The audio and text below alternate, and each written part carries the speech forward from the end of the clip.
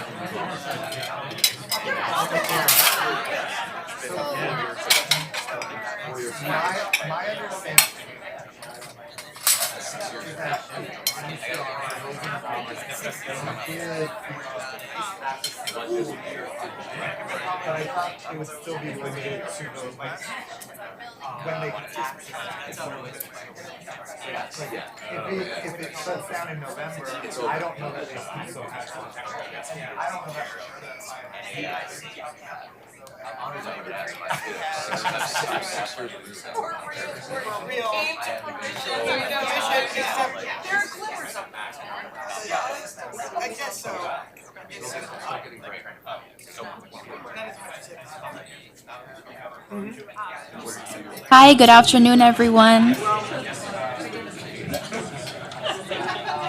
Hello, good afternoon. We're going to be starting.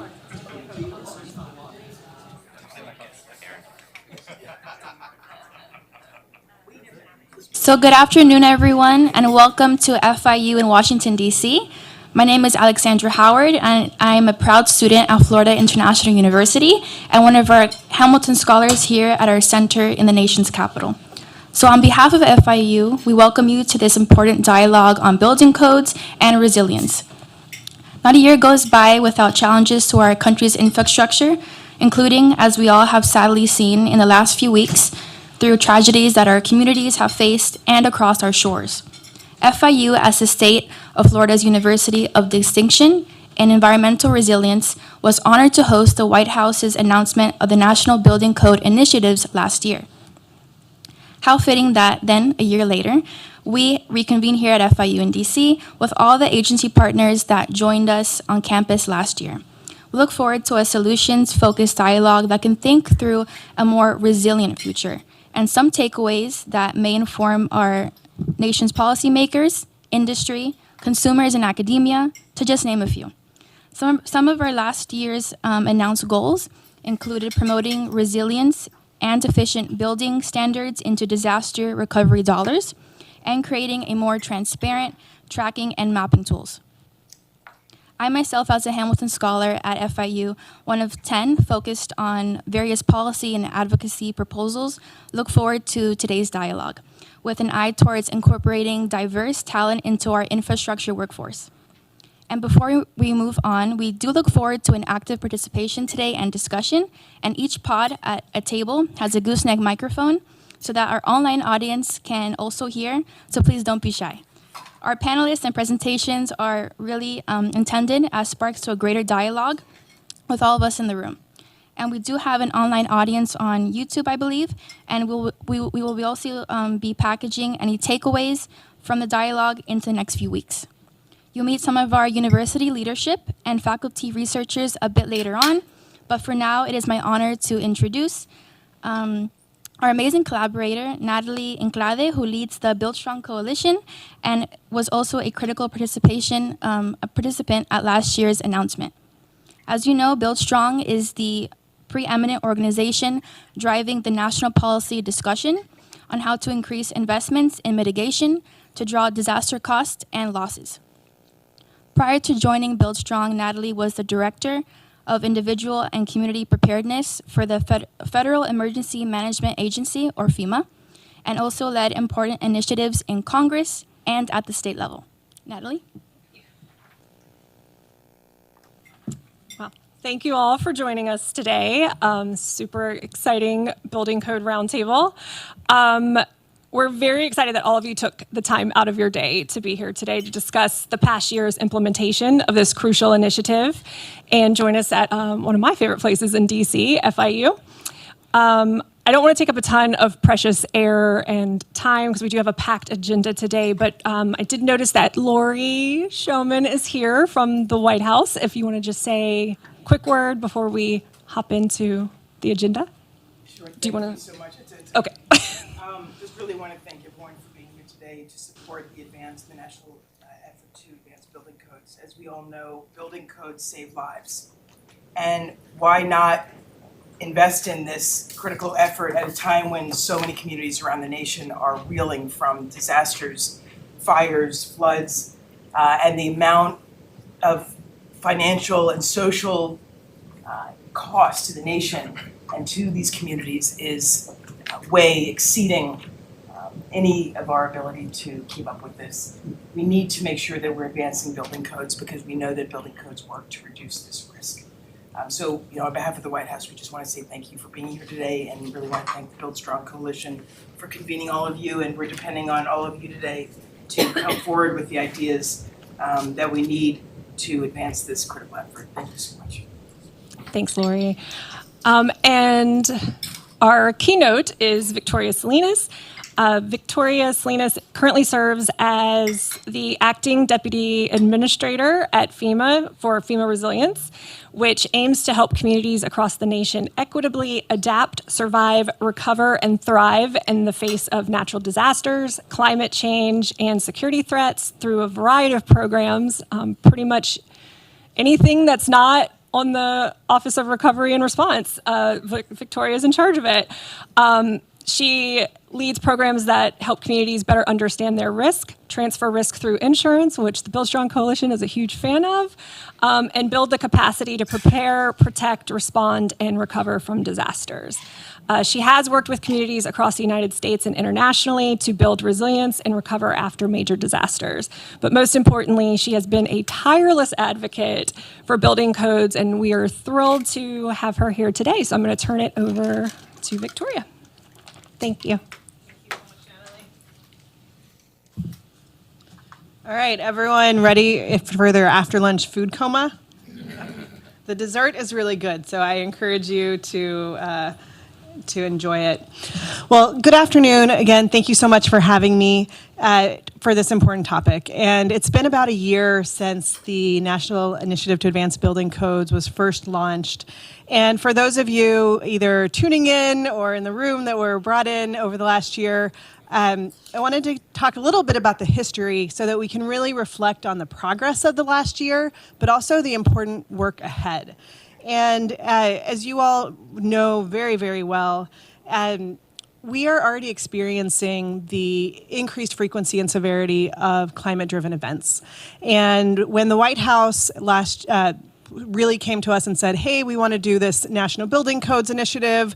Will you partner with us? We said, absolutely. And FEMA has, along with HUD as a co-lead, we lead an interagency group of federal agencies through the Mitigation Framework Leadership Group. And so it was an opportunity to use this existing interagency body to drive collaboration in new ways and stood up a building codes task force that has really been the hub for operationalizing the concepts and the visions and the aspirations of the National Initiative to Advance Building Codes. As we think about today's discussions, I also want us to come back constantly to how we define resilience, right? Resilience is the ability of people, communities, of systems to prepare for anticipated hazards, adapt to changing conditions, withstand and recover rapidly from disruptions. And it requires that we have a deep understanding of the chronic stresses that people face every day so they have the ability to do these things. And so as you go into your pods, as you think about what's next, these dynamics are really important so that we can together be successful at helping communities become more resilient to the impacts of disasters and climate-driven events. So what has progressed over the last year? The building codes, I'm going to spend a little bit of time on achievements and then really hone in on things that are left to be done. The Building Codes Task Force, like I mentioned, has been an action-oriented group for the Mitigation Framework Leadership Group, and it has helped drive interagency collaboration. This task force has been comprised of 15 federal agencies working alongside each other and state, local, tribal, territorial partners to develop specific agency plans. How are people going to implement? How are the departments and agencies going to implement on this national initiative? And it's looked at a variety of things, from modernizing building and energy codes to reducing energy costs to focusing on prioritizing underserved communities. I see a table here focused on that part of the conversation, to creating good jobs, as you spoke to, because infrastructure is such a source of employment in our country, to improving climate resilience overall. It's also important that we understand the current landscape whenever we set out to do things that are deeper, better, greater. And so this task force has also been doing a landscape analysis of what are those resources that currently exist? How do we harness those resources to support adoption and enforcement of building codes? They found that over 120 programs across the federal government fund or finance construction of buildings or fund technical assistance. And that's only 8 federal agencies. So that's a good news story, right? That there are existing capabilities, existing programs that when leveraged for community resilience are very powerful. This represented $100 billion annually of funds that go into new construction and over $500 billion annually in funds that finance construction of buildings. So already, as we think about the levers at our disposal, there are many existing levers across federal government that this national initiative that brings everyone together is allowing us to really harness. In addition, the White House's Council on Environmental Quality and Climate Policy Office has been working tirelessly with many different agencies and many different partners. And one of the primary objectives has been to really leverage these federal dollars, incentivize modern code adoption in communities, and those especially vulnerable to weather events. And one of the numbers that constantly shocks me is how few local jurisdictions have adopted the latest building codes, 27%, right? I know we have a goal of 50% in a couple years, and I think the good news is we can get there. It'll take not only these resources that I mentioned, it'll take a lot of partnership, and it will take behavioral science, right? Because we need to make sure it's behavior change at so many levels of government and in individuals and families' daily life to prioritize something that actually, at the end of the day, saves lives and reduces human suffering. So as you all break into your groups today, I encourage you to really listen to and I see a lot of our federal partners in the room, what are those actions that are happening? How can you leverage them? And each of us as a department and agency are doing everything we can. I think that's one of the exciting things that has really come from the National Initiative to Advance Building Codes, is that we're doubling down on using our capabilities, our assets to advance progress. And so a couple things from FEMA. Couldn't represent FEMA here without spending a little time on FEMA. The Administrator Criswell last spring also established our own FEMA building code strategy. And it outlined ways that we as an agency can do more.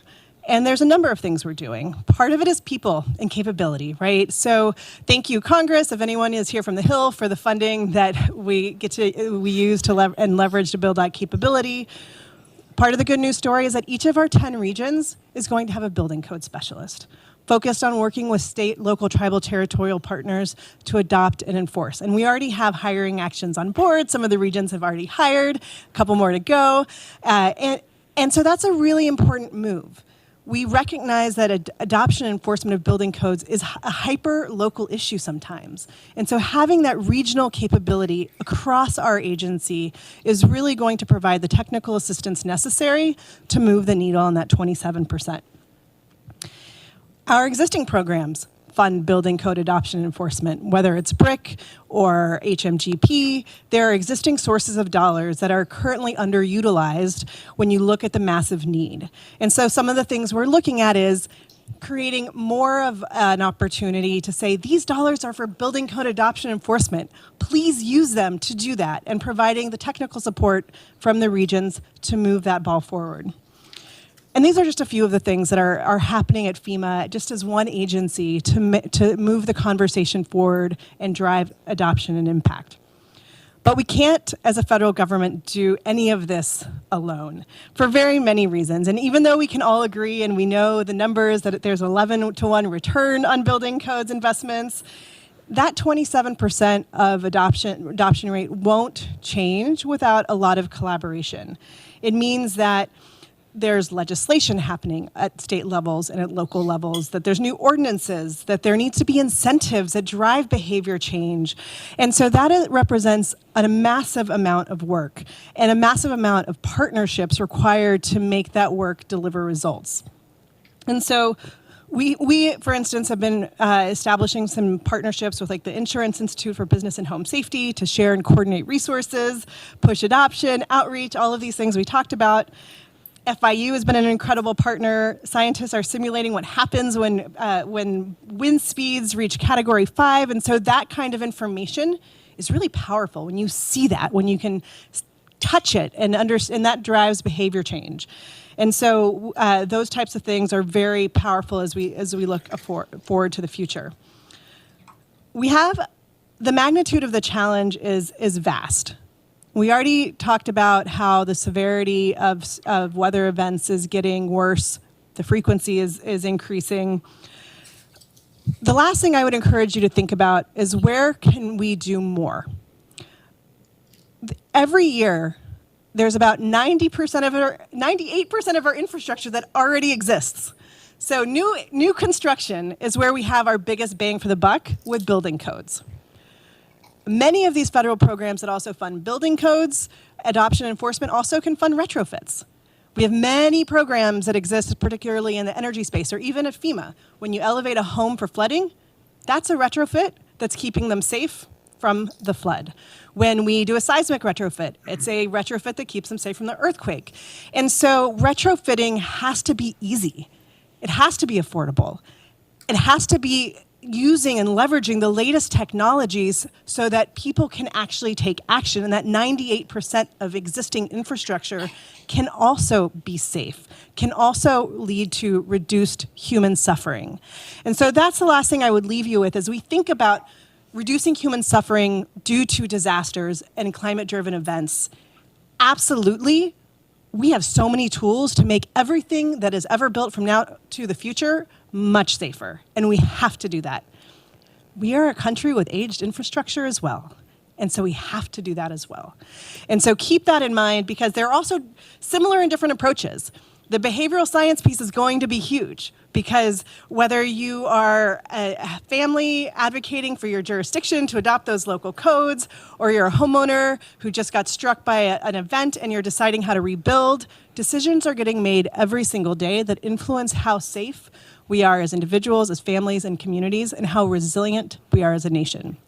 So I want to thank Build Strong and FIU so much for bringing this group together at such a critical juncture.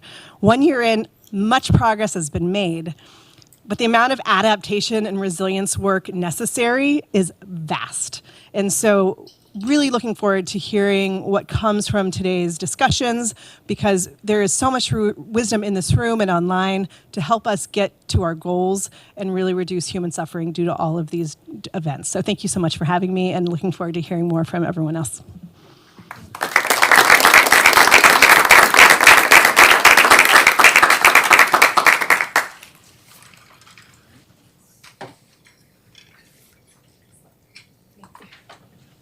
Thank you, Victoria. We have any questions for Victoria real quick? Like real quick. Yes. So with this potential government shutdown, how will that affect any potential funding for Florida when they're dealing with hurricanes? Yeah, so for immediate needs, we currently have the disaster relief fund focused on immediate needs funding, and so for Florida or any other event that comes, life safety and response is going to continue to be something we prioritize, and we're stopping as you may have heard, paying for recovery obligations and recovery actions until the disaster relief fund is replenished. Thank you.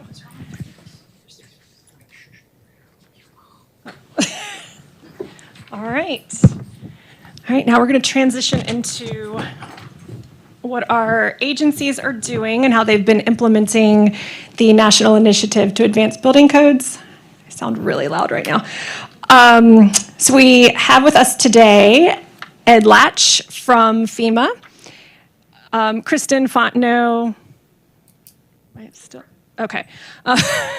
Kristen Fontenot from HUD, and Chris Perry from DOE. So we will start with Ed to kind of give us what FEMA has been doing, kind of some of your achievements and maybe some of the challenges you've. Thank you. Let me know if you can hear me all right. Yes, thank you. All right, so I'm going to build a little on some of the comments that Victoria made, but be a little bit more tactical, give maybe a little bit more context and a little bit more detail.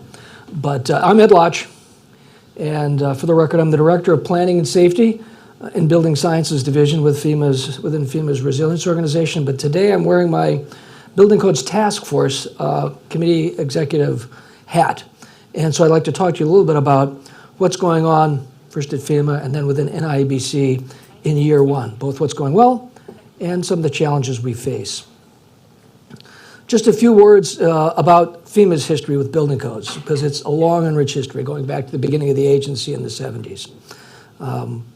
But it sort of began coming together starting in about 2016 with our first official policy on higher standards and codes. But then again, through a convergence in the recent years, it led to, in 2022, our agency's building code strategy, signed by Administrator Criswell and with support of Victoria and many others.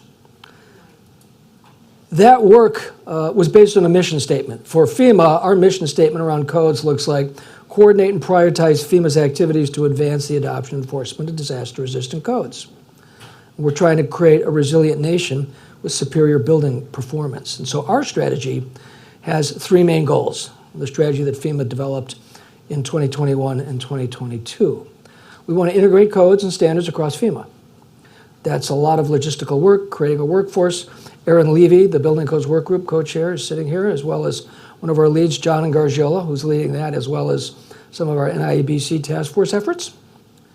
Second, we want to strengthen nationwide capability for building superior building performance. And last, and the one I often drive at and what I hope today helps push forward is drive public action. As one of our former leaders said to me around building codes, is Ed, FEMA can convene and FEMA can do a lot of things, but FEMA can't make this happen. FEMA can only be a partner or part of a larger conversation. That we have to build and take advantage of these relationships that Build Strong and IBHS and all the others that are out there. That's the only way we're going to make this happen. So our agency work caught the attention first of our friends at DHS and then the White House, who have been working hard on developing a climate strategy. And it caught their eye, and through a series of discussions leading to that big announcement in 2022, a decision was made that the MIDFLAG was asked to help advance building codes across the federal space. So a lot has happened since then, and I would note that several states have taken action recently. A number of states have looked at codes, and through both federal programs and other incentives and other motivations, we've seen positive action in Illinois, in Louisiana, and in a few other states where people have taken action to update a code because either there was an incentive available or there was some other reason that motivated them to do so to their benefit. So, amongst the other things we did is we delivered a progress report based on implementation plans being developed by the agencies that Victoria mentioned. And we focused on funding on areas where we're going to fund new construction, rebuilding, or rehabilitation of homes, financing, rebuilding, or substantial funding and then financing of new construction, funding technical assistance on code adoption and enforcement. And through this 15 agency member task force, we've been working hard to try to identify areas where this is true. Our friends at let's see, I think it was USDA who, in the very first year, identified and added to an OFO provisions related to building codes. That was sort of an early win for us, and that was important. I've been standing here staring at this and didn't realize there was this really cool screen I was supposed to do this to. Completely blew that. So here are the 3 goals, and it says more or less what we're trying to do and what we're trying to accomplish. I've talked about those. So the NIBC, through the work of the White House, has identified these 5 areas behind us and these 5 primary focus areas: modernizing codes, improving climate resilience, reducing energy costs, prioritizing underserved communities, and last but not least, identifying and creating good-paying jobs. Our friends at the Department of Labor and our friends and partners at the National Association of Home Builders are engaged in ongoing discussions that we hope will lead to collaborative activities in that space, particularly around training and some of the other activities we want to see advanced. The home builders talk about facing a 2 million plus worker gap over the next decade in the residential and commercial construction space. How do they fill that? So just a couple of moments on an item we produced about 2 or 3 months ago. We set out to develop an infographic that would try to explain the story in 3 or 4 parts of what we're doing and what we're accomplishing. And it talks first about some of the items, again, that Victoria mentioned, where the savings lie, what mitigation investment will mean, what that totals up to, and what might that look like over a 20 or 40-year period if people are adopting and using disaster-resistant building codes. It adds up to a lot, and that's a lot of money, but it adds up to a lot of lives saved. This infographic also talks about where we're going and what our implementation challenges are. The number of programs that are being touched, the number of dollars at stake. These numbers are huge. You can see them again, and it's a good reinforcement that these are eye-popping numbers and that they can really help make a difference. Federal funding is significant. There's a lot of major programs underway. The BRIC program is talking about incentives. It's talking about potentially set-aside dollars for codes-only activities, and that's just the tip of the iceberg. The number of opportunities that are available are there, and I would say for all of us that we talk about the windows of opportunity. A colleague of ours yesterday during a call said, she said to the group, the table is set. The tools are in place. We built the equipment. How do we go out and move the needle? What does the next step of this process look like? And so a major offsite was held amongst the federal agencies involved in this several weeks ago. It discussed what's going well, what's going poorly, and identified for year 2 of the NIBC some potential areas of additional work. And they fall in the areas of interagency collaboration, communications, building codes and standards expertise, and data and research needs. And under each one, there's many options. Clearly more on that page than we can do at once or in the beginning, but these are all areas that we are working now to understand better, to get feedback on, and to help us drive our agenda for year 2. So just let me close by saying we're sharing this initial work with all of you as we look forward to the future of the NIBC because we value you and we value your input. Please consider these as your presentations and discussions continue today. We welcome your feedback, and we cannot do this alone. Thank you. Yeah, that's it. Did it. Yes. Thanks, Ed. All right, Kristen, do you want to? Sure. Do you have a? I don't. slide or- I'm just going to chat a little. Is that I cool? love it. Do you want to just poke the screen just for fun? Or? Yeah, I may have to. It's quite a cool screen. It's really exciting to be here. I'm Kristen Fontenot. I'm the director of HUD's Office of Environment and Energy. And I'm very excited about the work underway. And as I've been sitting listening to Ed's great presentation, and Ed always gives a great presentation about the importance of this, and hearing Victoria Salinas, I can't help but continue to think about, and I'm going to riff a little off my notes here, that criticality of finding the balance between incentives, motivators, and drivers, and thinking about, to your point, the table is set, so how do we make progress, and what does that look like? And I think it's going to take all of those different pieces. So what does that mean for HUD? So one of the things, as I was preparing for today, is to think about what we've done over the last year as as a partner in this national effort. HUD certainly recognizes the criticality of building codes, building resilience, and adapting to climate change through smart building design, construction, and renovation. In the past year, we've engaged in several initiatives to move the meter in these spaces across the nation. And one of the things that's really important is thinking about those incentives, motivators, and drivers. It's also really important for us to constantly ground ourselves, and certainly when I'm thinking about the HUD portfolio and our role and responsibility in the nation's resilience, understanding that this is about all of us at all levels of government. It is about the organizations like those that brought us together here today that are all needing to work together in this space. HUD alone cannot make this change. FEMA alone cannot make this change. But we do know that today there are tremendous dollars at play across a whole host of different programs under things like the Inflation Reduction Act, under disaster recovery, and we saw that in Ed's slide deck that shows the tremendous amount of disaster recovery dollars that are on the table across multiple different agencies. And so how can we think about incentives, motivators, and drivers? So a couple of things to share about what we've done over the last year.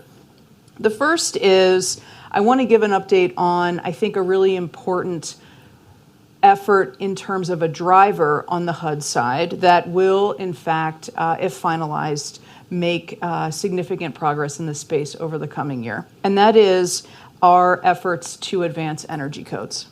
So we know that energy codes have been documented to be one of the single most effective means of upgrading efficiency in buildings. In this past summer, we published in the Federal Register a preliminary determination soliciting public comments with our partners at USDA to propose updating HUD and USDA's minimum energy codes for new HUD and USDA financed housing. Currently, HUD's required codes are the 2009 International Energy Conservation Code, the IECC, for single-family homes, and the ASHRAE 90.1 2007 for new multifamily housing. These were adopted in 2015. Now, HUD is reviewing over 160 comments from the public that have been submitted in terms of our proposal to update these new codes. We are proposing that new construction adopt the 2021 IECC and the ASHRAE 2019 versions. And if adopted, HUD investments will be ahead of code adoption in many states and localities. But let's be clear, public comment is not 100% supportive. And we know this for a lot of different reasons. One of the reasons that we have the codes that we have in place right now is because of some of those struggles and balancing energy efficiency and savings against cost and the challenges that are raised, that Ed even mentioned, from our home building partners. This is the first time in more than 20 years that we are considering updating to the most recent energy code. And part of the reason that this is so difficult and part of the reason it has taken so long is because of some of that opposition and the need to find and strike that balance. But let's talk a little bit about cost savings. We see significant potential benefits both in the climate resilience front, such as enhanced passive survivability during extreme heat events, improved ability to withstand power outages, and significant energy cost savings to consumers. And we've laid this out in our public dialogue and in the public discussions. Energy cost savings for the 2021 IECC are estimated by our Department of Energy partners to be almost 35% over our current 2009 HUD standards and nearly 9% over the 2018 multifamily standard. We estimate that lifetime savings to homeowners and renters will be between $972 million and $1.5 billion.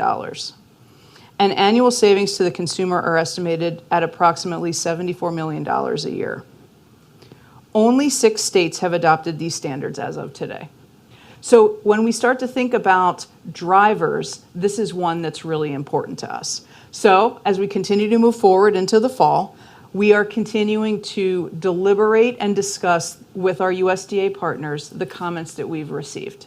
This is one of those really, I think, significant movements that we've been making in this space that will have profound updates as we continue to move forward in light of some of what we've already heard. So let's talk a little bit about another one that I'm really excited about. And this is more on the resilience side. So we've just talked about energy cost savings and energy codes.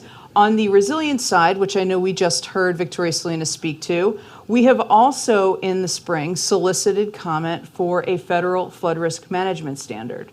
One of the things we heard in opening comments is that it is important for us to start thinking about not just today's flood risk, and what we see in maps like FIRMS that are utilized today to make a lot of development decisions is that those are looking backwards into the past at flood events that have occurred. What the Federal Flood Risk Management Standard will require, again, as another driver, is that we look at the life cycle of a property when we are making federal investments, and this is a requirement across the whole of the federal government. So for us at HUD, what are our investments for new construction or substantial improvement? What is the flood risk for the life cycle of that property? And to elevate the property or build it to a resilience factor that ensures that there is a cost savings from future flood risk.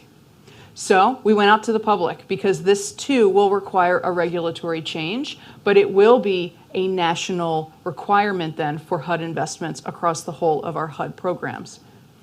And so we've received over 135 comments.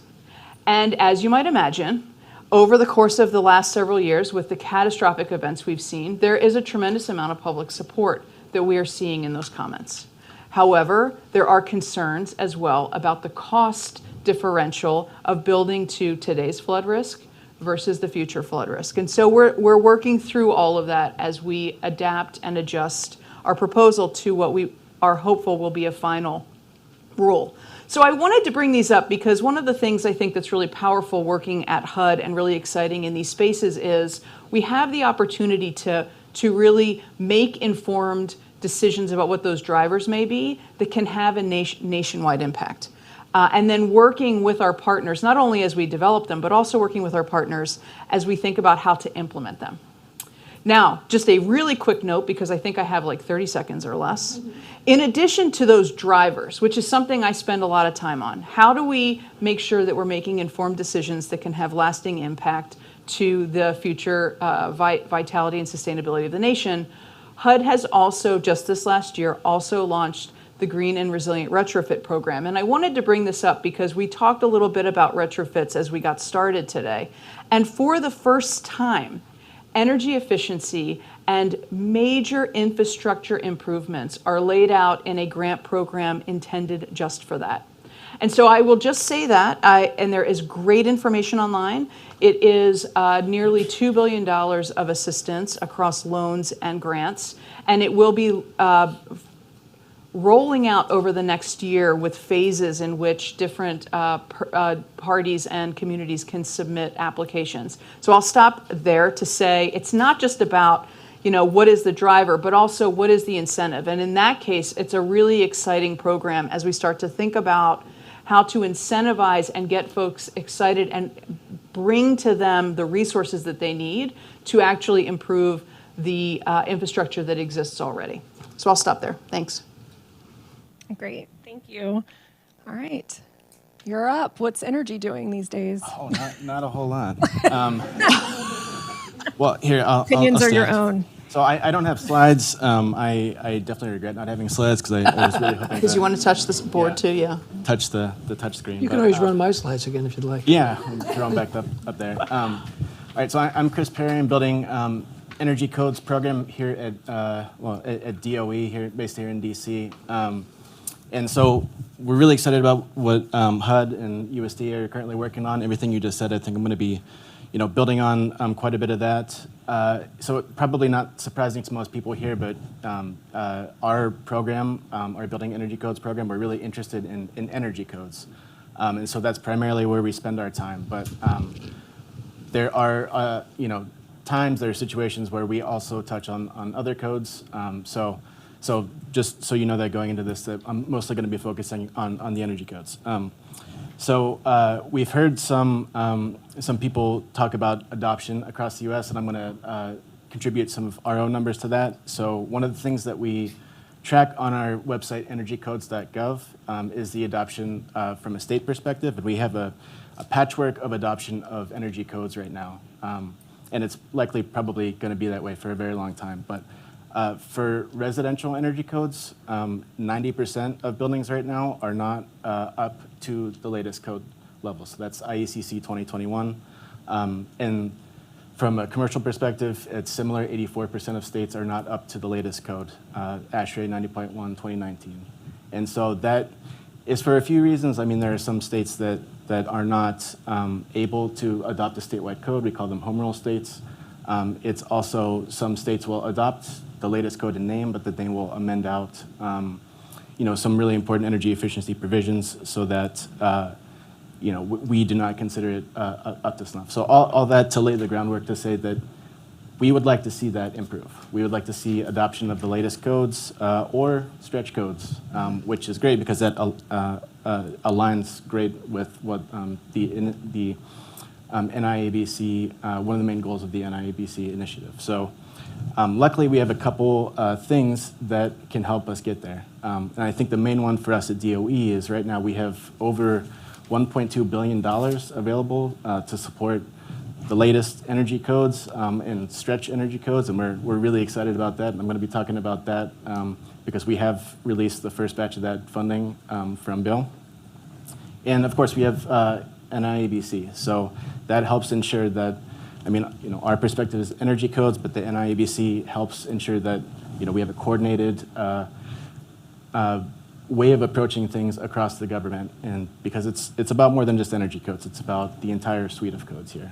So I'm going to give an update on some of the main areas that DOE is working on, and look forward to fielding questions after. So June 15th, we released our NIABC implementation plan. This was a plan that outlined how DOE plans to meet the goals outlined in NIABC.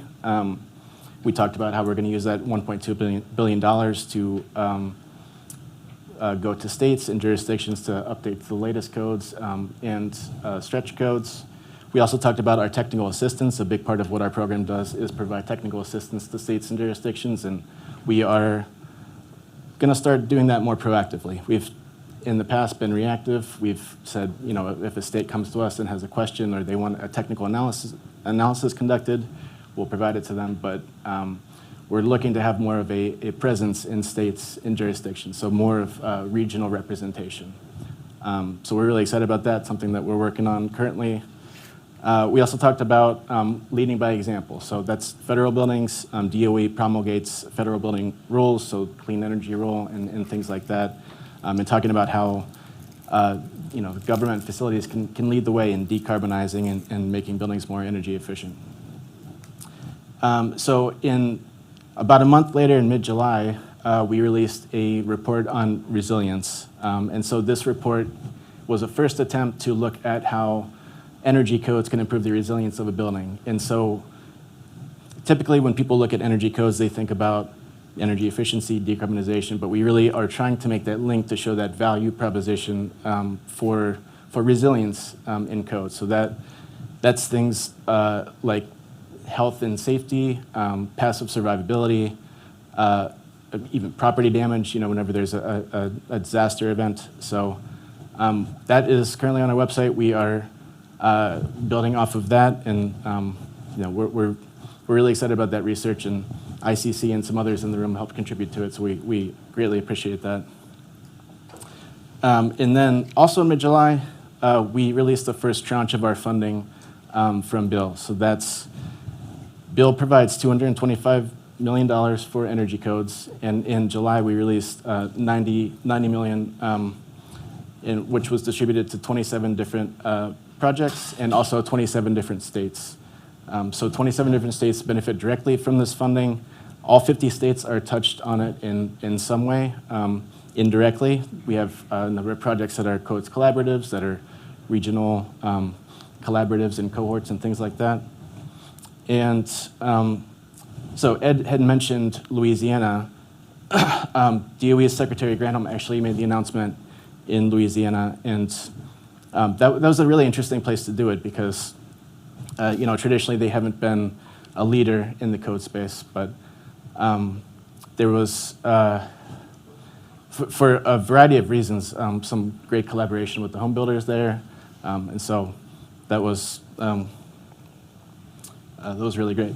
And so I'm not sure how I'm doing on time, but go through a couple projects. Louisiana, Alaska, these are states that we don't normally interact with, and we helped.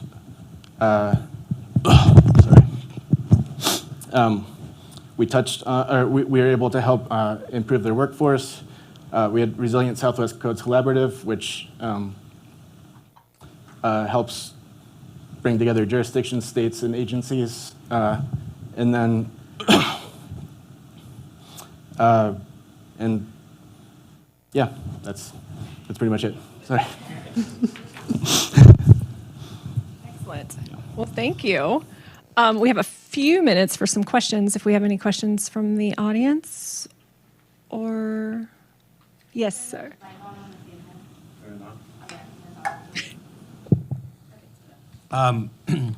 Chris, you touched on something that we heard from the other speakers, that we can't do this alone, and that what it was a unique situation in Louisiana. But if something like that worked, and there's a way to capitalize on that, or replicate that, or do that in other places, what do you think of that?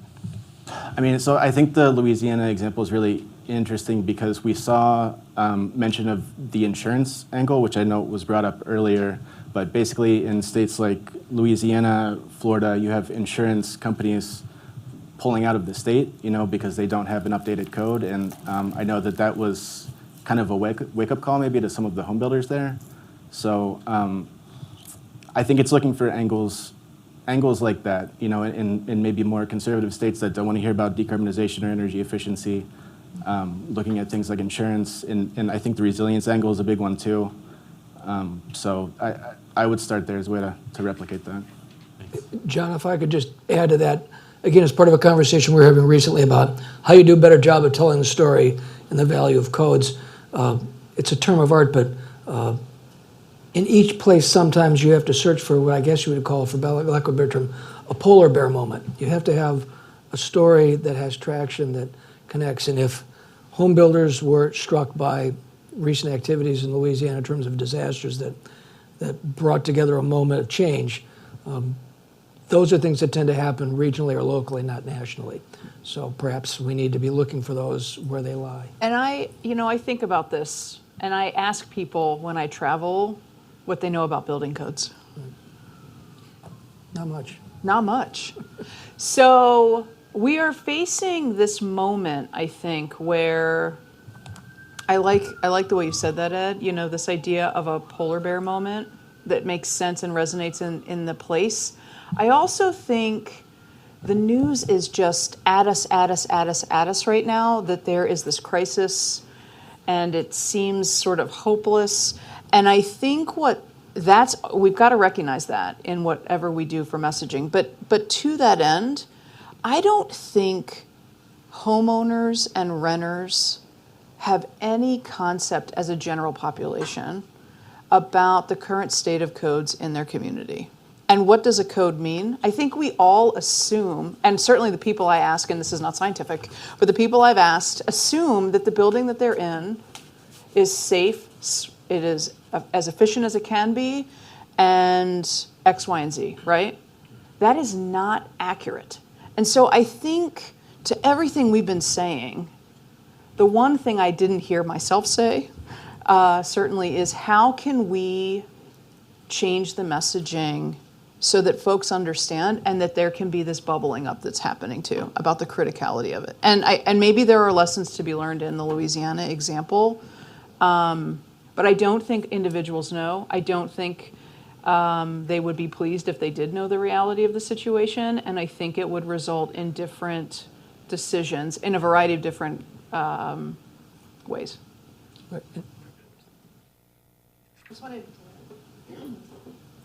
To add, I think that's spot on. And one of the things, I'm looking at our division director over here for individual community preparedness, risk communication, to your point, one of the things we've started to do when we talk about preparedness, it's not just have your kit. Yes, right. It's reduce your risk to wildfire by changing your landscaping, doing these different things. So the risk reduction messaging being part of the preparedness messaging through the lens of risk communication, behavioral change, being so key to having folks be like, oh, it's not just the 7 days of supplies, it's what can I do to my home? And then can I make it easy enough for them to understand how to get from point A to point B, which is a persistent challenge, I think. Let's go to Kristen first, and then we'll go to you. One of the things that's been a challenge with building codes is enforcement. And state, local, tribal, territorial communities have really struggled to put their arms around how to enforce effectively to make sure that people are fulfilling the codes that they've already agreed to. I was really made aware of this when I was recently up in New York City at a client site at a building that had no working fire alarms. They had a fire watch going. They had people hired and brought in to watch for that. It was a building that was probably being decommissioned for redevelopment, and it was being used for a different purpose. But how do you guys see yourselves implementing programs to help the communities enforce in the future? I mean, I can start. So from an energy code perspective, we tend to call it compliance. It sounds a little bit nicer, but yeah, enforcement is it's incredibly important. If you adopt a new code, but then nobody complies with it, what was the point? So again, we are at a point where we've never been with the $1.2 billion, but a lot of that is going to go to compliance and enforcement. And I think workforce training is a key piece of that. We also, something that we do is conduct compliance studies, and so that's actually going into a building early on in the process to see, hey, did they put in the right amount of insulation? Did they, are they doing what it was in the plan for that building? And so, just work like that to help educate and bring the builders along, because the buildings industry is not, fast moving. It kind of can be stuck in its ways, and you have to push it along. So yeah, for us right now, a lot of that is funding those types of activities. So I might just add, I look at it as carrots and sticks. Federal government, through its assistance and other programs, has some sticks. Conditions of grant application, policies and guidance. And on that side, we're starting to see that some of the work we did in the first year to lay out how much is available now, how long does it take us to start bringing the various federal agencies into convergence. But on the carrot side, I don't think it's that different from what we just said, which is until we get over this hump, and focus groups were done a few years ago, and yes, 89% of the people think they have a great code and it's just like a car. And 89% of the people are shocked when you tell them their house might fall down, because what do you mean I don't have a good code? And I'm really pissed now. But how you get the polar bear stories, how you drive the story forward and create a public value for building codes that kind of doesn't exist now, I think that's the carrot part. But the stick part that helps maybe jumpstart it is, at least for those things where federal dollars are involved, we can request or almost insist that you at least do that right. But it's a years-long process. We're making progress. Two more questions. Good. I can skip it. I want to hear what you say. So something I know that I think Ed and I were talking about informally, working on for this year, is we knew a couple things about behavioral science in the division that I lead. Guys, you cannot talk to individual Americans about codes, okay? No one sitting in their household wants to have a conversation about a code.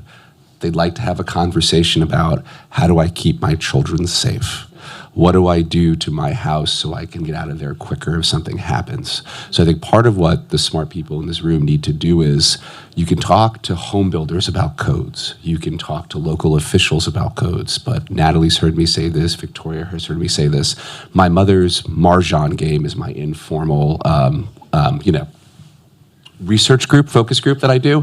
And I'm not joking. They're middle class, very diverse from different, but most of them are middle class, living on pensions. Some of them actually live in a floodplain in Albany, New York.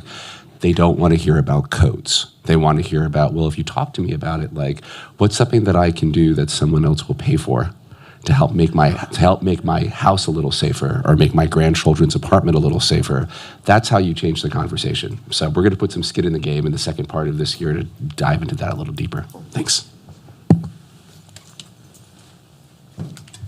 Ed, I really appreciate what you had to say about carrots and sticks, and having been on the Hill to create some of those carrots and to work with the agency to encourage them to give some of those carrots. We've seen some successes, but I think when it comes to sticks, you know, there are opportunities for the federal government here, and I think primarily with FEMA, to look at opening up the FEMA state agreement and inserting a stick there that says, if you're coming in and you're going to ask for a disaster declaration from the White House for federal assistance within X number of years, it's worth considering, adopting a statewide code that you will enforce. And to date, that has been, something that no one wants to talk about, including our friend Matt Cowles here in the back row, who's probably trying to sneak out behind me. I'm just burning a hole through your back. Thank you. What are the thoughts about something like this as you're looking, as the agency is sort of at the bleeding edge of this NIABC effort and My pay grade. above your pay grade? Right, worth a question, right? I feel like Congress has put in place a lot of incentives. Some communities have taken advantage of them, most have not. So at what point, if we're saying this is a priority and we know that there is, a low take-up rate when it comes to current codes and standards, what is the stick? What is the best approach across the board here from HUD and DOE and DHS? And I think the other challenge is DHS currently has a directive in place that prevents DHS from engaging at the state level to advocate for state level legislation that I think would hinder the agency's ability to weigh in on the importance of adopting codes or adopting up-to-date codes in states where there's an effort right now to roll those back, like we saw in North Carolina just last month. I think that's a great topic for your pod There you go. with NEMA and ICC. Way to deflect. Thank you. Oh, we're out of time. Imagine that. So actually, we have 3 more minutes. Chuck, did you have a question? I don't know if I could follow Aaron, so I'll put on. I didn't hear too much discussion about commercial buildings and especially small businesses, so I just wanted to raise that as in the interest of business. Where are the programs and adoption of codes stand with engaging on commercial property? I'll give one example. At FEMA, for a number of years, we've been working, it's hazard specific on the earthquake side, with chambers of commerce and other groups. The efforts had different names over times, but it's an effort of creating awareness, providing information and tools and best practices for small businesses through commerce, but all the chambers of commerce, but also through other sources. It's a small program, but bit by bit, it's seeking to bring knowledge about earthquake hazards. If you're a small business and you're renting in a building, you don't control the construction of your first floor unit or place. So if the building structure itself is at risk, you can't fix that. But there are things you can do to your space, your shelving, your merchandise and other things that'll keep it from shaking and falling off the next time the ground moves. So it's a small program, but it's something that we can point to and say, this is one of the ways you work with commercial, and particularly small business. Megan Walsh, USDA, rural development. I think if you were looked at 27%, it would probably not be in rural areas for having any enforcement capability whatsoever. Our constituents want greater improvements in buildings. We have the highest energy burdens. We're we're impacted by disasters, I would say, at a greater level in terms of the long term. I did recently with the 45L tax credit, I think we saw a pivot with the manufactured housing because Clayton Homes owns 80% of that industry, that they were able to pivot and say, instead of let's sue DOE, let's instead take advantage of this tax credit and build to zero energy ready homes in the energy space. Since we don't have a Department of Buildings, I think we're suffering from a lack of being able to sort of apply the similar thing to resilience and say, here's your infusion of cash to do your fortified retrofit when you do your disaster recovery. Until I think we have that kind of an incentive, unfortunately, I know our constituents want to do this, but they simply they cannot afford to do it. And then if that money was there, I think there would be a way to figure out how to get that done. So I think that needs to happen. We need to be putting this money from these big fire hoses into watering cans. So that's my opinion for USDA's small communities, which I think are, if we don't start with those, or if we can achieve it there, we can get it in other places. So I do think we have to start with those smaller projects. And if I could add, that is there a way that, for instance, CDBG could leverage and be that pot of money that she's talking about? Is that some way that HUD and others could? Well, go ahead. I was just going to say, I think the challenge there is often competition, and the same, town that doesn't have a building department, doesn't have the capacity to apply for a grant, doesn't get the low-income housing tax credits, et cetera. Often these are nonprofits. They can't even take advantage of the 45L. So, they're I haven't seen any real specific funding that goes into this area of housing. So I think it becomes problematic when we're asking people to do things and we're not matching it. All right. One last idea for you all. I do have to head out, but one last idea for your tables, for your pods. Community disaster resilience zones, we just announced the first 486, I think, yesterday. And to your point about where to start and how to do it in a coordinated way, those are places vulnerable to many, many hazards, right? And so the energy efficiency codes are also useful for extreme temperatures, and like you were talking about, passive survivability of different events.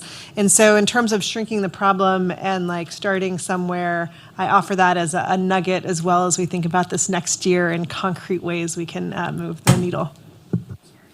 Perfect. Thank you. And thank you all so much for all the work you're doing. I know a lot of us in the room have responded to a lot of your RFIs, so thank you.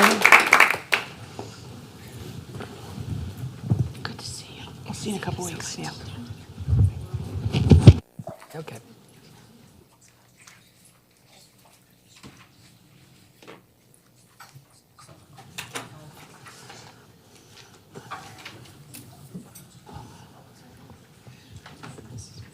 All right, so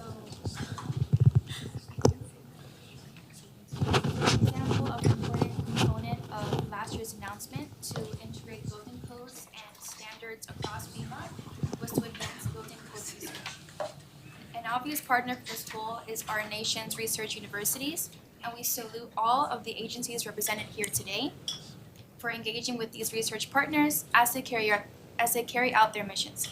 As you might imagine, FIU has been helping steer policy towards more resilient building codes for decades, as we'll learn a bit more about this in the next segment. We are also a proud partner of the North American Alliance of Hazards and Disaster Research Institutes. And with us today, she's not with us today, but we'll give an announcement for her, is Dr. Grace Yan. She is the chair of NAAHDRI and assistant professor of civil engineering at the Missouri University of Science and Technology.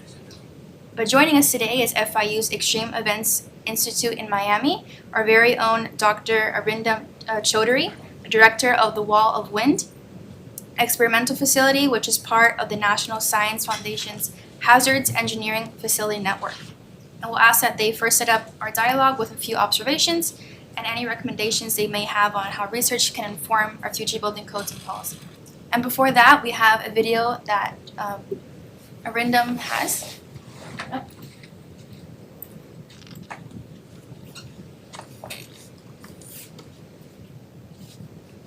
We're standing in front of the wall of wind, aka, wow, it's 12 giant fans that are able to create what kind of a hurricane are we talking about? Well, we can create up to a Category 5 hurricane wind speeds over 157 miles per hour. Right now, what we're testing is transmission lines for power. And that's important because, of course, we all depend on electricity as homes go all electric more and more, right? Those things can create what I think is a very laminar flow, which is interesting to us because in homes, we're very kind of concerned with airflow measurements. And airflow is the hardest thing to measure because it's squirrely. It kind of goes all over the place. But here, you can make it go perfectly straight. And I stepped into the flow and out of it. Is that your goal? Our goal is to certainly focus the wind towards the turntable where the structure is. But a hurricane wind is not nice and straight and laminar and smooth. It's actually very turbulent. We have engineered into the system a turbulent flow that mimics a hurricane flow. You know, at the surface where we are and our homes, we've got buildings and trees and structures, and that creates a friction layer. So in the real world, wind increases with height in a hurricane condition. So that's what we wanted to create here at the wall of wind. In that flow management, the wind would increase with height because those tiles, those metal tiles, replicate the buildings and the trees and the obstructions.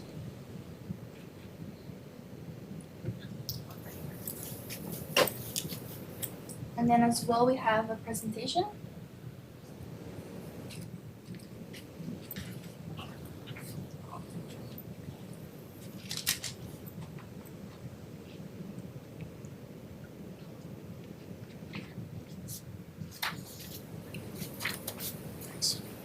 Thank you. Thank you, everyone. Great talks. Gave me a lot of food for thought about what we are doing. So we're going to talk about a little bit of research and what we are doing, which kind of aligns with all the other talks that we heard. So Wall of Wind is part of the NSF's NHERI program, which is Natural Hazards Engineering Research Infrastructure. So what you have here is many facilities under that framework that can do earthquake simulation, tsunami, flood, wind, and all these natural hazards. And we provide a hub for people to come and do research and do implementation of the research in terms of advancing the science and or changing building codes and things like that. This little thing here, which is called NISH, I'm going to talk about that a little later. But NISH has become a part of this NHERI wheel, as we call it, because it's also funded by NSF. Okay, so what we do in terms of research, this is one example. Our facility can do large and full-scale testing. So this is a testing we are doing on real pavers at full scale. Sometimes we do like large scale 1 to 2 kind of scale. These are used in commercial buildings and other kind of structures where you put this on the roof or on the terrace, but they can become very vulnerable to wind because you can have an uplift. So what we are doing here, we are trying to see how the wind acts on it. And it very much depends on the gap between these pavers and the underneath space, because that ratio tells you how much there will be wind equalization or pressure equalization. So we, based on this research, we have guidelines that are included in the ANSI SPRI, which is Wind Design Standard for Ballasted Single Ply Roofing Systems, and also AC 722. So now people can kind of design this pavers based on our research findings and make them safer. So this is just an example of many that we do at FIU in terms of building code enhancement. We also do innovation. I wanted to show that video, but I don't have it here. But this is one of our patents. This is a 3D kind of things. Great talks that we heard from the previous panel, all of Ed and Christine and Chris, like touched on energy efficiency and resilience. So the idea here is, can we bring them together? Can we have sustainability and resilience intertwined and integrated? And this is an example of this. So it's basically a wind turbine that we tested our roof on. So if we just have wind, it's going to rotate like this. And at the same time, it's going to break the wind vortices that creates the most uplift. So we have seen a 50% reduction in the wind load. That could be on a paver or on a shingle or a metal, tiles, anything. At the same time, you can produce green energy out of that. If you can store it, okay, then we have seen what happens in hurricanes. Like you have power outages for weeks. Like in Irma, I lost power for 2 weeks. We had to stay in a hotel. It was completely a mess. You can not only reduce the risk by almost 50% or more on your roof, at the same time you can produce energy that you can use for your power outages. And these devices is not only good when hurricane is there, 24/7 you have wind, 365 days. So you can gather some kind of energy all the time. And I think that kind of addresses energy efficiency as a topic. So just wanted to bring, like, that's another advantage of wall of wind, to show those kind of research. When this happened last 1st June, where this whole National Building Code Enhancement Program started, this is a picture of what we showed to the folks that came to the FIU on June 1, 2022, right? Okay, so what you see is manufactured houses. We are talking about underrepresented and marginalized communities, and mobile home parks are very vulnerable, right? So we did in testing for the first year, where we had kind of a model mobile home park, and the white ones are like dummies. They don't have any sensors. They are just there to produce the community setting. But the middle one is the one which is completely instrumented with pressure taps to measure wind loads. One of the important findings is, if you keep the underneath open, which we call the crawl space, wind can go inside and create a lot of damage, like pulling away things. If you put a skirting like this with a 50% porosity, that significantly reduces the pressures on the underside of the deck. And that's what we have found, that an open crawl space can cause a lot of underside damage. But if you put a skirting with some porosity, you can reduce that risk. And this is exactly what we see. This is a picture from one of the hurricanes taken by Dr. Elina Sutley during a steer reconnaissance. The underside of the mobile home, is just gone, right? So again, some experience that we can get on research, where we can redesign or retrofit, as we mentioned, because I think Victoria mentioned 98% of the building are existing. Where we are now, in the year 2, we did this collaboration with University of Kansas, Alabama, and FIU to look at what are the connection failures in those mobile home parks. And this is one example. And some of those connections were tested at full scale at University of Kansas, and then we put a large scale model measuring all the wind loads in the wall of wind. The idea is to get data so our colleague, Dr. Dow, can build a numerical finite element model to compare results. So that finite element model becomes something in which you can do parametric studies. That means you change the connection, you see how the resilience increase. You change the shape, or you put another deflector and see how the resilience increase. So that's the goal, that you can do a lot in the numerical and test it out. So I'll definitely reach out to Christine from HUD to see in year 3, which we really want to do, if we can get a real full-scale like manufactured housing at the wall of wind to test those findings that come out of the finite element model, so that we can come up with some recommendations. Right now, as I understand, I could be wrong, but these kind of homes are still designed based on AC 7 1988, which is an old code, right? We want to see what would be the difference in the fragility functions of these structures if we compare the wind loads from that 1988 versus the wind loads that we get from the more updated code, which is 2022. Then, of course, we want to test in the wall of wind as is, as the design stays now, versus retrofitted structure, and understand about the resilience. And of course, then we have to give those results to FEMA, HUD, general public. As we say, we don't talk about codes, we talk about safety. Thanks, well, right?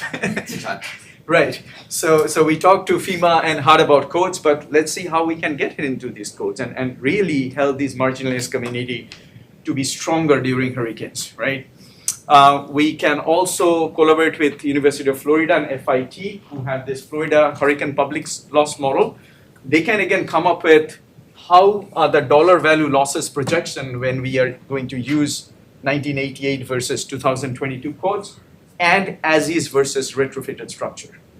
So I think this is where we really need help from your agency's ideas or donations of big structures to test at full scale to do all of that in year 3. What is the future? Future research vision. Wall of wind, as you saw in the Nihiri wheel, wall of wind is there to create winds. Oregon State Simulator is there to create waves. But these are not separated events. In a hurricane, it all comes together. And then this is what you have, all the damage coming from storm surge, flooding, and wind. So to tackle that, our next vision is to build what we call NISH, which is a national full-scale infrastructure that can create 200 miles per hour of wind to tackle climate change and increase hazard intensity in combination with storm surge and wave action. We have an excellent team. It's a transdisciplinary team from 9 universities and 1 industry who are supporting the design of NISH. And it's kind of a sketch how NISH is going to look. So you're going to have a long flume for the wave. And then you're going to have the wind machine inside this building, which is going to interact. The wind is going to interact with the wave. And here is a turntable where you're putting full-scale 2-story buildings or infrastructure systems or, whatever you want to test and understand the effect of combined hazards. And then, of course, come up with mitigation and retrofitting versus new design improvement. So with that, I'd like to thank National Science Foundation for funding of the NISH and the Nihiri Awards, and thank all of you for your time. Any questions? So before we jump into questions, I have some prepared. So from my understanding, at last year's announcement at FIU, FEMA Administrator Quiswell and our partners at the National Science Foundation pushed at the gathering to link through how research at our universities can make a quicker impact on policy. Do you have any thoughts about that? That's one of the theme of the NISH. Okay, so I think the thought is right now, as we all know, it's kind of a top-down approach. We come up with research and we say, hey, communities, adopt this. But the whole philosophy of NISH is to build it like, ground up. So one of the tasks, which is a stakeholder engagement, which is task 4, is how do we bring communities right now into the design and the stakeholders right now into the design so we know all together what would be the quicker impact and how do we want to do the research. So that's one of the big pillar of NISH is to engage stakeholders and communities in such a way that instead of waiting codes to change over 10 years or 20 years, which is now, we can do something in maybe 3 or 4 years. Okay. So. Yeah, thank you. And another question. So I myself am really eager to understand how universities can play a larger role in diversifying the infrastructure, engineering, and building sciences workforce. Do you have any information about that? That's the third goal of the NISH, workforce development, where the goal is to bring diverse, inclusive group of students, postdoctoral researchers, graduate student, undergrad students. And right now, they work on siloed disciplines. Some work on earthquakes, some work on hurricane, like wind, some work on flooding. But NISH is going to have a framework where we break these silos and there will be transdisciplinary research and training of these diverse group of people so that they can expertise on an overall multi-hazard system rather than just being focused on one hazard, which doesn't make a lot of sense, right? So the next generation of educators, the next generation of workforce is planned to be developed just based on how we are bringing these silos, breaking the silos and bringing the communities, wind, coastal, and all those communities together to train this workforce. Yeah, thank you so much. And do we have any other questions in the audience? Yes. Arindam, I think we have an opportunity to collaborate on a little bit of research that IBHS has done but not broadly published. I was saying this morning, we've tested a Zone 3 manufactured home in the facility. When properly anchored, stood there and laughed at me, which is great news, right? Because a Zone 3 manufactured home is a beautifully strong, affordable dwelling. But the Zone 1 manufactured home, popped that thing open like a sardine can and it rolled out the back door. I mean, just boom, easy. So I think there's real opportunities because we've only done a very limited amount of stuff, and we have a white paper about what we think could be an immediate change to the HUD code. So we have that, and I think you and I could work together to put some thought into some strong focus on your year 3 work that would just make that white paper so much better and make your work more meaningful because there's a little bit of insight where we've done a small amount of testing. And so I really look forward to working with you together and collaboratively on that because I think it's such a key piece of affordable and resilient housing. And as you said, the HUD code is woefully behind the other codes and standards that we have for housing in the United States. And so I'm very excited to see that FIU has been working on this. Thank you so much. Thank you, and I think that's great. I'll be very happy to take that news to our team, and then maybe we can have a meeting. But we also need HUD to be kind of involved so that they know what we are doing and they can inform us how to do it better, right? So, great. Yeah. Great presentation. I was wondering, maybe you touched upon it in the training, but what happens after the research is successful, and whether it's the roof covering device that you mentioned or the HUD standards change? That's the research has supported and contributed to that. But then there's the technology transfer. There's the implementation. How do you retool? The production, the manufacturing, and the construction installation. Does FIU have a role there, or NSF, or is that where that stops and other groups have to pick up? So thanks for that question. It's a very important one. In the NIHERI framework, we have a technology transfer committee, tech transfer. To me, I don't think we have been effective in doing that. The way that things exist now, people want to just build things the same way after it gets destroyed, right? How to change that mindset is something that we think we need to work together. How to do this, like the AM system, I think it's a great patented system, but when we approach companies, we haven't got one that this can be immediately commercialized. It's still on the research level. So either the stakeholders don't understand or they just want to build the way things are. That's where I think the public perception somehow needs to be changed by working with all these agencies and doing the right message. So in the niche, we have one whole design concept that we are going to have viewing chambers where people can see side by side. I mean, IBHS has done some of this, but side by side storm surge and wind, what it does to a retrofitted versus a as is. That will keep general public thinking, and they will see, okay, this is it. So instead of understanding nitty-gritty of building codes, they will see, and that will drive the message. But we need your help. That's why we need this stakeholder engagement in developing. So right now, tech transfer is low, but that's the future if we want to make things happen. So great. Cool. Thank you. We're gonna transition to the next segment. Everyone, good afternoon. I'm Carlos Becerra here with the FIU and DC team. I want to thank all of our participants. I want to thank you all for joining us on behalf of FIU and our amazing partners at BuildStrong and the force of nature that is Natalie and Claude. This wouldn't have been possible today without her. Round of applause for her. I think we can all admit that we're all serious about advancing solutions through our people, through policy, through partnerships.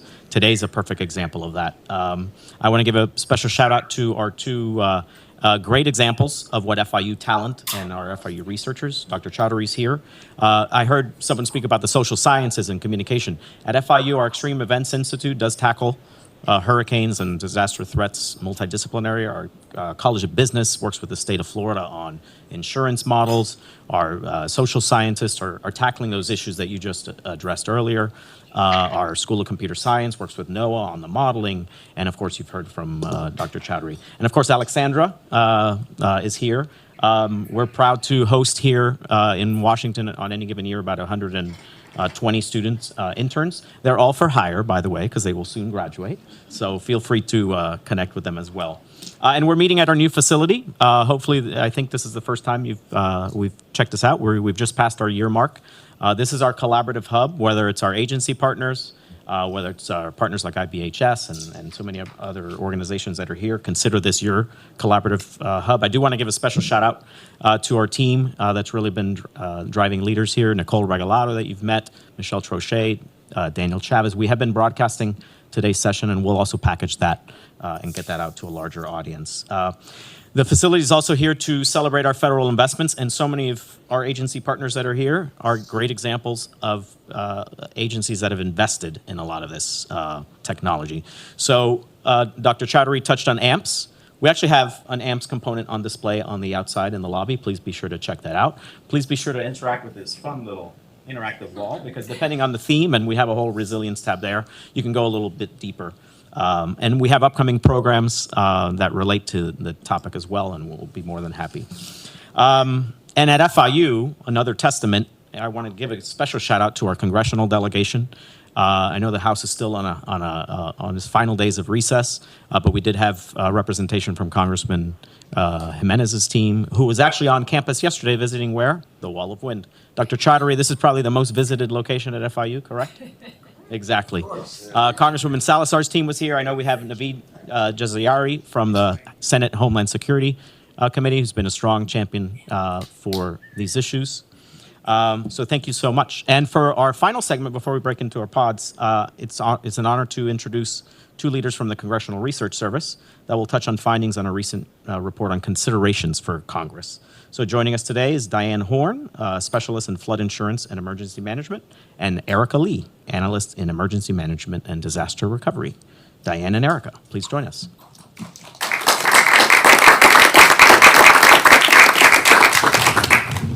Thank you. Thank you for the invitation, and for all of you for giving us sufficient work that will keep us busy for the next few years. We want to briefly explain what CRS is, for those of you who are unfamiliar. The Congressional Research Service is a nonpartisan congressional support agency. We work for all members and congressional staff, conducting public as well as confidential policy analysis and research. We cannot advocate any particular policy solution, but summarize key issues and policy debates for Congress and provide policy responses. Our recent report on FEMA building codes and considerations for Congress was driven in part due to the actions of many of you here today, particularly the White House's and FEMA's leadership on efforts to promote the adoption and enforcement of hazard-resistant codes throughout the country. Much of the report is helping Congress understand the scope of these recent efforts, specifically focusing on FEMA, as that's where Diane and I specialize, what role FEMA can and could play in the promotion of hazard-resistant building codes, and helping Congress understand some of the key debates occurring in fora like this one. We also try to speak to some of the concerns that we hear in confidential conversations with congressional clients, and conclude by highlighting some of these considerations. But again, I want to emphasize these are not recommendations. With that in mind, and given that you guys are the true experts on building codes and many of the policies that we're analyzing, we thought we'd briefly highlight some of the issues we identified and formulate a few questions that might help us get started in our groups. And so with that, I'll hand it to Diane. Thanks. We're going to be tag teaming today. So as you can imagine, congressional offices often have an increased interest in building codes after disaster, when their constituents are thinking about rebuilding. And this often comes up in the context of specific programs like public assistance or the Hazard Mitigation Grant Program. And we often get asked about possible legislative solutions to particular issues. We'll try to summarize some of those today and the types of questions that we get asked. As you all know, communities may struggle to adopt building codes and enforce them, particularly after a disaster, when there are a large number of damaged structures structures and a high volume of permit applications needed, and there may be pressure on local officials to waive requirements that are perceived to hamper rapid reconstruction or getting back to normal. We often hear that there's confusion about which building codes and standards apply to different programs, which may be a particular problem if a particular project is being funded by several different programs. We get questions, for example, about what Congress or the agencies could do to streamline and standardize post-disaster federal building code requirements. We've heard today that that's something that FEMA is working on very clearly right now. We also get questions like, could Congress require compliance with a clearly identified set of codes across all federally funded projects? Another issue that comes after disaster that we've heard about today is that the people affected don't know about their risk. If they don't know about the risk, they don't know what they could do to reduce that risk in terms of the way they build or even whether they buy insurance. Obviously, the National Risk Index is one way to provide this information, but does knowing their National Risk Index score actually help a community to adopt appropriate building codes? Does the information get from the community to individuals? Is the National Risk Index something that individuals would know to check? Would they know to check this before buying or renting a house? And we sort of heard today that they probably don't. But the thing we probably hear the most about is capacity constraints, and Erica's going to say more about that. Yeah, so, and it sounds like we're in good company. We often hear concerns from staff and members about the presence of hazard-resistant building codes or lack thereof, and how it affects their most vulnerable constituents and disaster-affected communities across the country. Some are often concerned with the risk that these vulnerable populations face during disasters because they're living in substandard housing. Others are very worried that restrictive requirements at the federal level is putting assistance beyond the reach of those who need it most, as raised by one of our USDA partners earlier. As Diane noted, one relevant factor concerns capacity constraints. We frequently talk to clients whose local communities don't have sufficient staff on hand with expertise to enforce the building codes that they may or may not have on the books. And they might not even have sufficient staff to apply for federal grants or to even know what federal grants to apply to and to manage the scarce resources they have without knowing whether they're going to get funding in the end. So one of the questions we have for you all is how much federal assistance for code compliance, adoption, and enforcement or related mitigation measures is left on the table every year as communities struggle with perceived or real administrative burdens and financial considerations like meeting cost share requirements. Relatedly, what tools does the federal government already have to help some of these communities, particularly authorities that are underutilized or unimplemented? And why are they underutilized or unimplemented? I'm thinking of, in particular, authorities in the Bipartisan Budget Act of 2018 that allow the president to nearly halve the cost share requirements for FEMA public assistance to incentivize communities to adopt hazard-resistant codes and standards, among other efforts. I'm also thinking of authorities in DURA that provide assistance to disaster-affected communities to pay for code compliance and adoption that appear to me, at least, to be underutilized.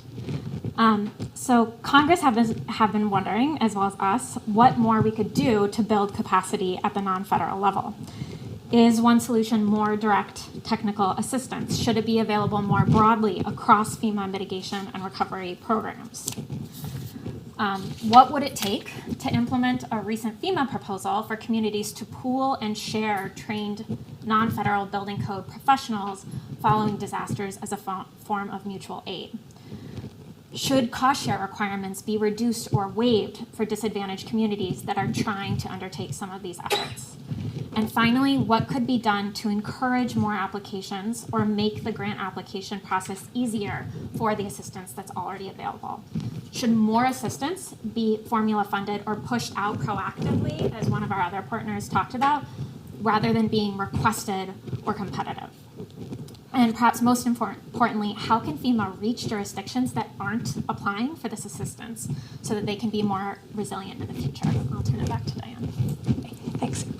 So we also get a lot of questions about building for future risk, and this incorporates things like incorporating climate risk into building codes and standards, and model codes that use future conditions as well too. From a congressional point of view, questions often ask like what incentives and support could be provided for communities to adopt and enforce building codes to allow for future conditions, and we get questions about both carrots and sticks. So are there options for enhancing above code standards, such as requiring federally funded projects to rebuild to standards resilient to future conditions?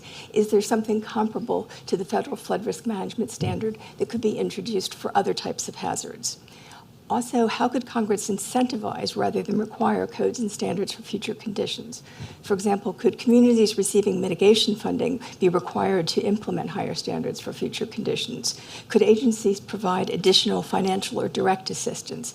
Could Congress direct or assist agencies to implement options, such as authorizing higher federal cost shares for building code activities, more funding for retrofitting older buildings that we've heard about today, discounts on insurance premiums, tax credits, access to additional grants and loans?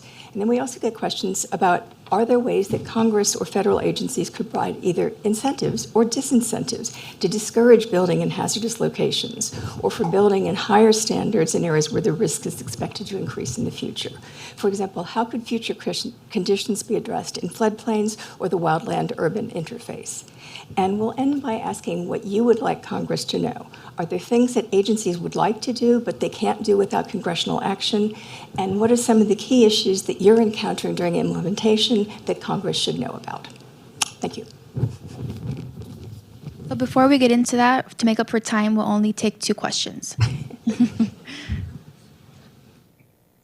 Or none.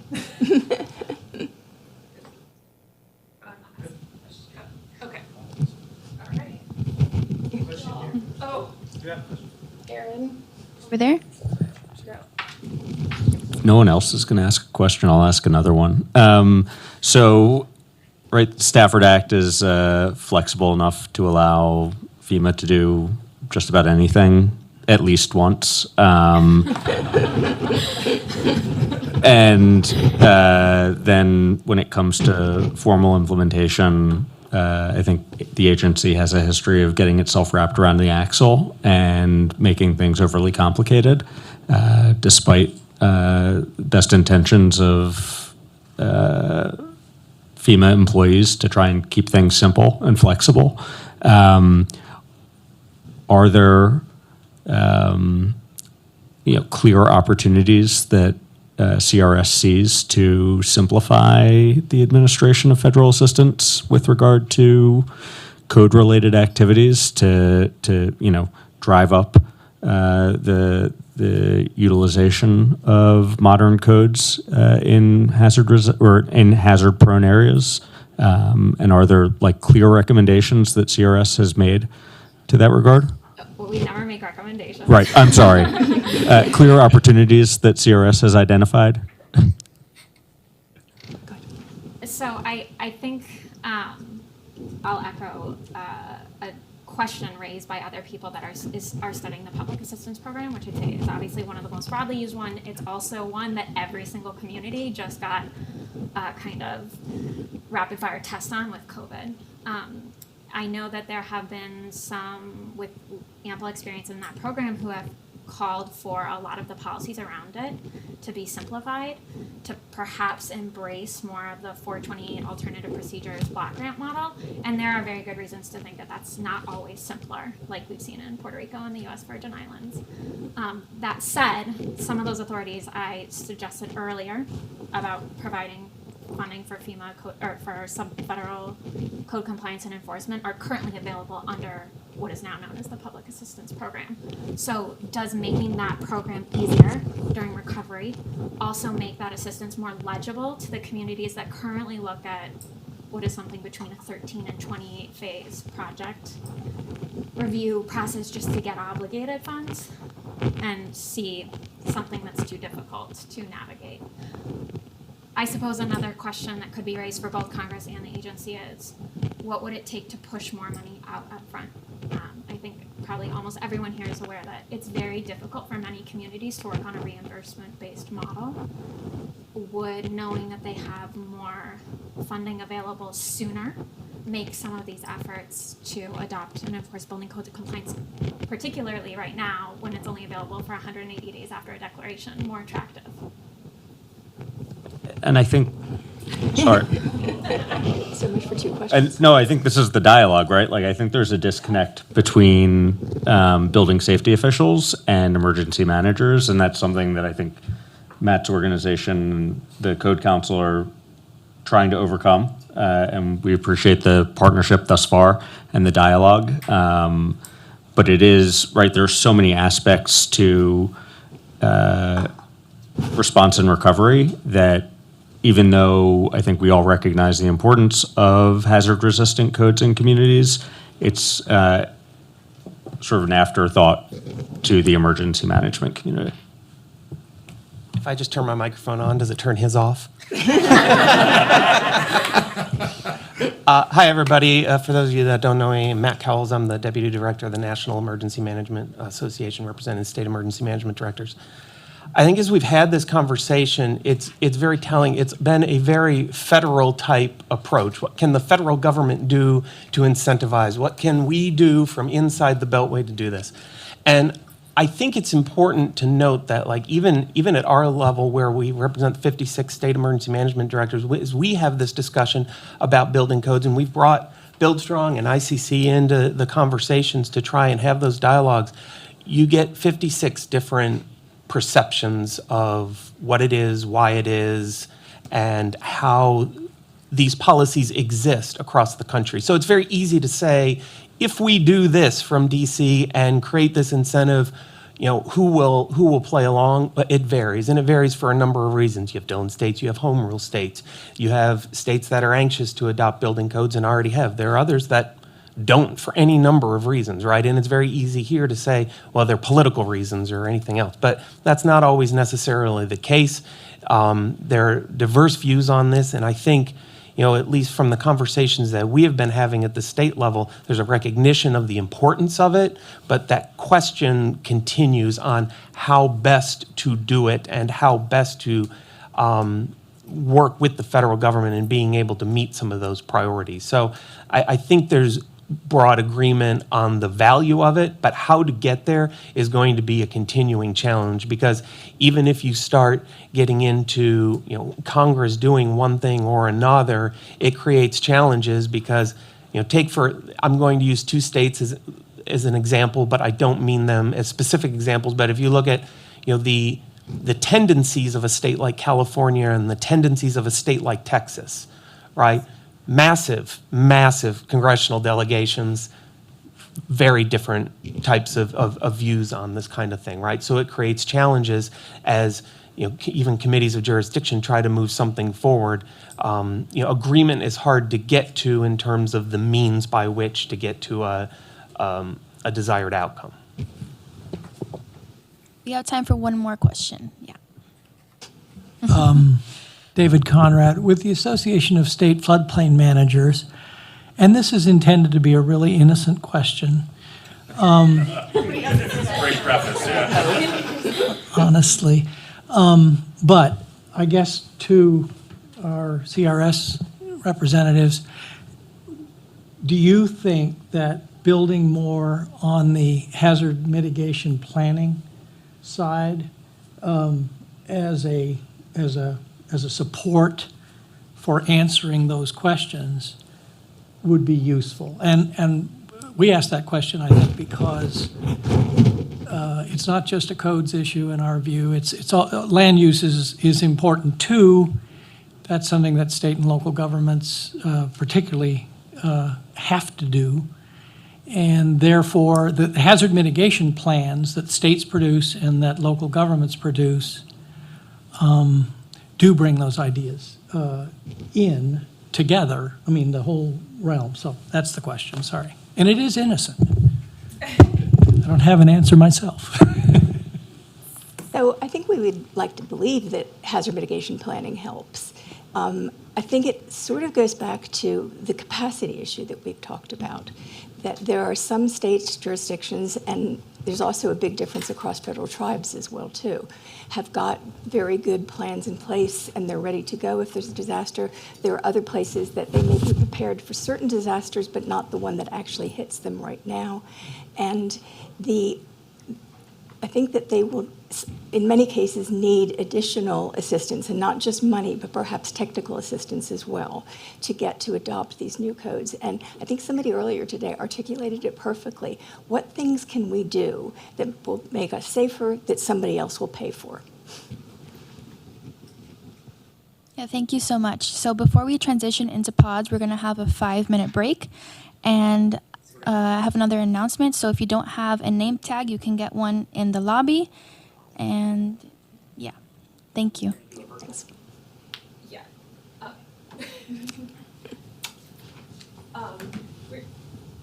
Turned it off. We were transitioning so that the caterers could pick up, but I think the discussion was really good if we want to